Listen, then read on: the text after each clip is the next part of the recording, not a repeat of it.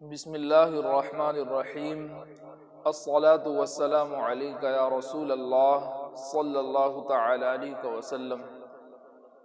انشاءاللہ اب ہم یہاں سے شین کے مخرج سے آگے بڑھیں گے۔ تو شین کا مخرج ہے بیچ زبان اوپر کے سامنے اسی کے سامنے اوپر تالو میں لگ کر شین ادا ہوتی ہے، یعنی جو میں نے جیم کا مخرج بتایا وہی شین کا مخرج ہے۔ اب جو عام طور پر یہ غلطی ہوتی ہے شین میں، وہ میں بتا دوں کہ یہ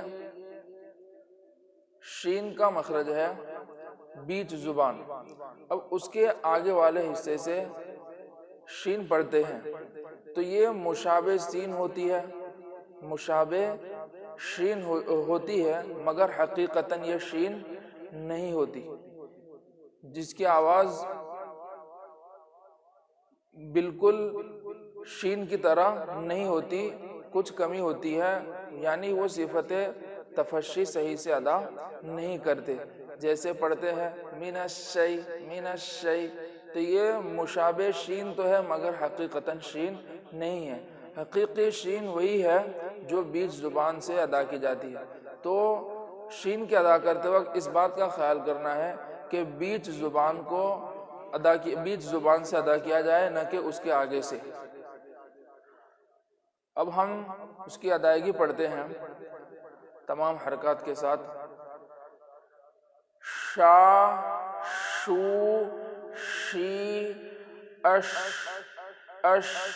اب جو غلط طریقے سے پڑھا جاتا ہے وہ اس طریقے سے ہے سا، سو، سی، اس۔ تو اس طریقے سے یہ شین پڑھنا یہ غلط ہے، بلکہ اس کو بیچ زبان سے پڑھیں گے، منہ کے اندر آواز پھیلانے کے ساتھ، جس کی ایک خاص کوالٹی ہے جسے تفشی کہتے ہیں۔ تو اس کو اس طریقے سے پڑھیں گے شا، شو، شی، اش۔ آگے والا حرف ہے صاد، تو اس پر خصوصاً دھیان دینے کی ضرورت ہے، اس لیے کہ یہ حرف عموماً غلط پڑھنے میں آتا ہے۔ تو صاد کا مخرج ہے کنارے سیرہ زبان سامنے والے دونوں دانتوں کے سیرے سے لگ کر صاد ادا ہوتا ہے۔ جو سین کا مخرج بتایا وہی صاد کا مخرج ہے۔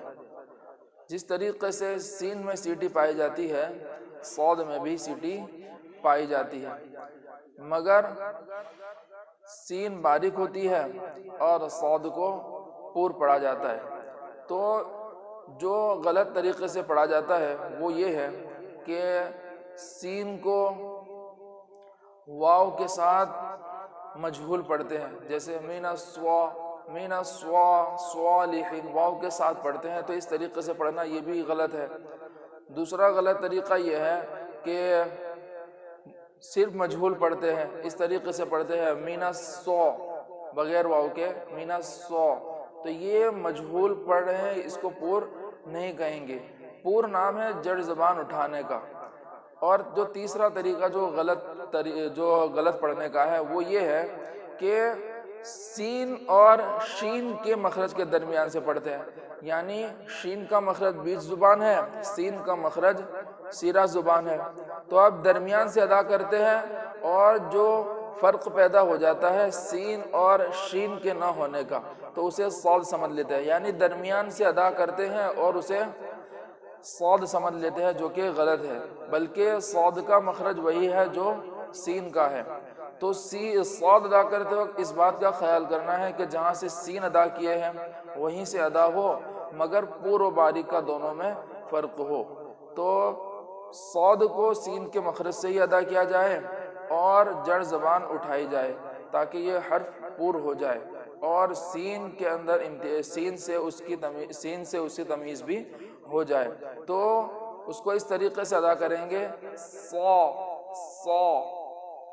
اب جو غلط طریقے ہیں وہ تین وہ میں پڑھ کے بتاتا ہوں، سوا، سو اور شا۔ تو اس طریقے سے پڑھنا یہ غلط ہے، بلکہ صاد کو سین ہی کے مخرج سے پڑھیں گے اور جڑ زبان اٹھانے کے ساتھ پڑھیں گے۔ تو وہ اس طریقے سے پڑھیں گے صا صو صی اس۔ اب دیکھو میں سین کی جو آواز ہے وہ بھی اس سے ملتی جلتی ہے، اس لیے کہ میں سین کے مخرج سے ہی صاد کو ابھی پڑھا ہوں۔ سا، اب اسی طریقے سے صا، تو دونوں میں جڑ زبان اٹھانے کا فرق ہے اور کوئی دوسرا ڈیفرنٹ نہیں ہے۔ تو جب بھی صاد ادا کرو سین ہی کے مخرج سے ادا کرو۔ دیکھو پھر سے پڑھتا ہوں، صا صو صی اس۔ آگے ہیں واد۔ واد کا مخرج ہے حافہ لسان، داڑھوں سے لگ کر واد ادا ہوتا ہے۔ اب یہاں میں حافہ لسان آپ کو سمجھاؤں تو حافہ لسان زبان کا وہ کنارہ ہے جو داڑھوں کے سامنے ہے۔ تو زبان کے دو طریقے سے کنارے ہوتے ہیں، ایک وہ کنارہ جو دانتوں کے سامنے ہے، جو آگے والا یہ کنارہ، تو اس کو کہتے ہیں طرف لسان، اور ایک وہ کنارہ جو داڑھوں کے سامنے ہے، مطلب یہ سائیڈ والا کنارہ، تو اس کو کہتے ہیں حافہ لسان۔ تو جو دانتوں کے سامنے اسے طرف لسان، اور جو داڑھوں کے سامنے ہے دونوں جانب اسے کہتے ہیں حافہ لسان۔ تو جب بھی ہم واد ادا کریں گے تو حافہ لسان کو یوز کریں گے، حافہ لسان کو داڑھوں میں لگائیں گے۔ اب مانو یہ میری زبان ہے، اس میں یہ آگے والا کنارہ ہے اور یہ سائیڈ میں جہاں جو داڑھ کے مقابل میں ہے وہ کنارہ ہے۔ تو اب یہ داڑھیں ہیں، تو جب واد ادا کریں گے تو اس طریقے سے آخر ڈاڑھ سے وہاں شروع ڈاڑھ تک اس طریقے سے رگڑ کریں گے، واد ادا کرتے وقت اس طریقے سے رگڑ کریں گے، ایک وقت میں نہیں لگا دیں گے، بلکہ آواز کو ایک ڈاڑھ پر لگا کے دوسری ڈاڑھ پر لگا کے اس طریقے سے آگے بڑھانا ہے۔ تو یہ واد کی خاصیت ہے، جس سے ایک آگے ہم ایک حرف پڑھیں گے وہ اس سے تمیز ہو جاتی ہے۔ تو واد ادا کرتے وقت اس بات کا خیال کرنا ہے کہ سائیڈ والے کنارے کو داڑھ میں لگانا ہے، اور لگاتے وقت اس بات کا خیال کرنا ہے کہ وہ ایک وقت میں نہ لگے، بلکہ آواز ایک ڈاڑھ سے دوسری ڈاڑھ تک بڑھنے لگے۔ اس طریقے سے یہ واد ادا ہوتا ہے۔ اور جو غلط طریقہ ہے واد ادا کرنے کا وہ یہ کہ دال پر پڑھ دیتے ہیں ولدالین، تو اس طریقے سے پڑھنا یہ بھی غلط ہے۔ اسی طریقے سے مجہول پڑھ دیتے ہیں ولدالین، تو یہ اس طریقے سے پڑھنا یہ بھی غلط ہے، اس لیے کہ سامنے والے مقام سے ادا ہوتا ہے یہ حرف، جو کہ واد یہ نہیں ہے۔ تیسرا اس کا غلط طریقہ یہ ہے کہ وا پڑھ دیتے ہیں جو طا کے بعد آتا ہے، تو یہ تمام حروف کا پڑھنا غلط ہے، اس لیے کہ یہ واد نہیں ہے۔ تو میں نے جو واد کا طریقہ بتایا ادا کرنے کا، اس پر عمل کریں گے انشاءاللہ تعالی واد اچھے سے کامل ادا ہو جائے گا۔ تو اس کو اس طریقے سے پڑھیں گے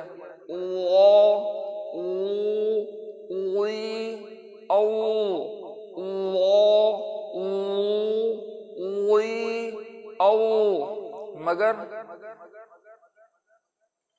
اس کی صحت جو ہے کسی قاری ماہر سے کر لینی چاہیے تاکہ یہ حرف کامل ادا ہو، اس لیے کہ یہ حرف جو ہے دیگر لینگویج کے اندر، دیگر بھاشا کے اندر یہ حرف نہیں ہے، اور اس کی ادا کا طریقہ بھی جدا گانا ہے، اس لیے کسی قاری ماہر سے اس کا طریقہ سیکھ لینا چاہیے روبرو، اور اسی کے موافق اس کی مشاقی کرنے کی کوشش کرنی چاہیے۔ اب آگے والا حرف ہے طا، جسے ہم عام لفظوں میں توئی کہتے ہیں۔ تو اس طا کا مخرج ہے کنارہ زبان سامنے والے دانتوں کی جڑ، یعنی جو میں نے تا کا مخرج بتایا وہی طا کا مخرج ہے۔ اب تا اور طا آواز میں بھی یکساں ہیں اور ان کا مخرج بھی ایک ہے، مگر ان دونوں میں جو تمیز پیدا ہوتی ہے، جو فرق پیدا ہوتا ہے، وہ پور و باریک کی وجہ سے۔ تو طا کو ادا کرتے وقت اس بات کا خیال کریں گے کہ صحیح طریقے سے پور ہو، ہونٹ گول کر کے جو میں نے پہلے کہا اس طریقے سے پور نہ ہو، جیسے تو یا توا واو کے ساتھ پڑھیں گے تو واو کے ساتھ پڑھنا یہ مشابہ پور تو لگتا ہے مگر حقیقتاً یہ پور نہیں ہے. اس وجہ سے اس طریقے کے جو غلط طریقے ہے پور کرنے کے اسے پرہیز کرنا ہے. اور طا کو اس طریقے سے ادا کریں گے طا تو طی اطا طا تو طی اطا. اب جس طریقے سے ہم نے با پر، جیم پر اور دال پر جزم کی حالت میں قلقلہ کیے تھے، اسی طریقے سے طا کے اندر بھی جب جزم ہو، طا پر جب جزم ہو تو اس کو قلقلہ کے ساتھ پڑھیں گے، یعنی آواز کو لوٹا کر کے پڑھیں گے. جب جزم ہوگا تو خوب اچھے سے آواز لوٹائیں گے، جیسے اطا اطا طا تو طی اطا. اب جو غلط طریقے سے پڑھتے ہیں وہ اس طریقے سے ہیں تو طی، یا اس طریقے سے آواز نکالتے ہیں تا تا. تو اس طریقے سے پڑھنا یہ غلط ہے، جو صحیح نہیں ہے، اور یہ حرف کامل بھی ادا نہ ہوگا. تو میں نے صفت استعلاء کے ساتھ یعنی پور کرنے کے ساتھ جو بتایا وہی طریقہ درست ہے، اور یہی طریقہ کتب تجوید یعنی تجوید کی کتابوں میں پایا جاتا ہے. تو اس کو اس طریقے سے ادا کریں گے طا تو طی اطا. آگے والا حرف ہے وا، جسے زو کہہ دیتے ہیں یا زوئی کہہ دیتے ہیں وغیرہ. تو اس کا مخرج وہی ہے جو میں نے ثاء اور ذال کا بتایا، یعنی سیرہ زبان سامنے والے اوپر کے دانتوں کے سیرے سے لگ کر، کنارے سے لگ کر یہ وا ادا ہوتا ہے. تو وا کے ادا کرنے میں اس بات کا خیال کرنا ہے کہ یہ اس میں زا کی آواز نہ آ جائے، یا واو کو شامل نہ کر دیا جائے. جیسے من الظالمین، زو پڑھتے زا والی آواز کے ساتھ، تو اس طریقے سے پڑھنا بالکل غلط ہے. اور دوسری بات یہ کہ واو کے ساتھ ملا کر پڑھتے ہیں، جیسے من الظالمین، اس طریقے سے پڑھتے ہیں. تو یہ سب طریقے غلط ہے. صحیح طریقہ وہی ہے جو ذال کے مخرج سے پڑھ کر ادا کیا جاتا ہے اور اسے پور کر کے پڑھا جاتا ہے، جیسے وا وا وا. تو ہم نے جو ذال کا مخرج پڑھا ہے وہی مخرج وا کا بھی ہے، مگر دونوں میں پور اور باریک کا فرق ہے کہ ذال کو باریک پڑھیں گے اور وا کو پور پڑھیں گے. تو اس کو اس طریقے سے پڑھیں گے وا اوی او وا اوی او. السلام علیکم ورحمۃ اللہ تعالی.